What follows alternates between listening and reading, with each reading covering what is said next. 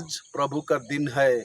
इस दिन को विनती प्रार्थना के द्वारा पवित्र रखें।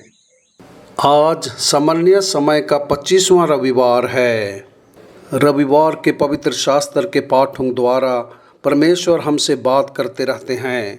आइए हम परमेश्वर के वचन को सुने, उस पर मनन चिंतन करें और उसे अपने दैनिक जीवन में जीने के लिए प्रयत्न करें। आज के पाठों का सारांश।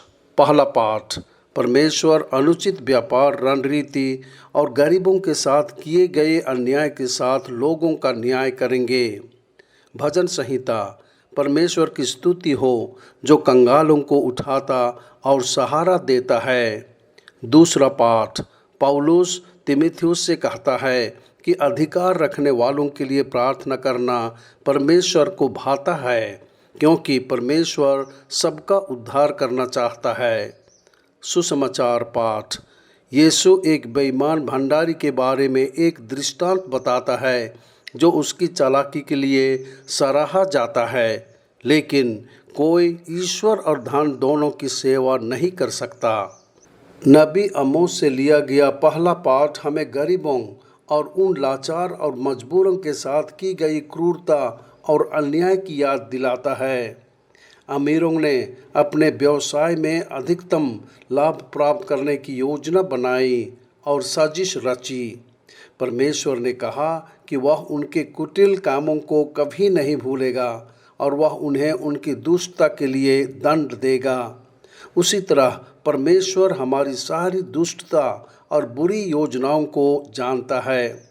अगर हम लगातार उन्हें करते रहते हैं तो परमेश्वर हमें दंड देंगे। दूसरे पाठ में संत पौल ने तीमुथियुस से सभी पुरुषों, राजाओं और उन पदों पर रहने वाले सभी लोगों के लिए प्रार्थना करने का अनुरोध किया, ताकि सभी एक शांत, ईश्वरीय, सम्मानजनक और शांतिपूर्ण जीवन जी सकें। यह परमेश्वर की इच्छा है कि सभी मनुष्यों का उद्धार हो। यीशु को परमेश्वर ने मध्यस्थ और उद्धारकर्ता के रूप में भेजा था और पौलुस को ईश्वर ने प्रचारक और प्रेरित नियुक्त किया। प्रत्येक मनुष्य को बचाने के लिए परमेश्वर के पास एक योजना है। आइए हम खुद को बचाने के लिए ईश्वर के साथ सहयोग करें।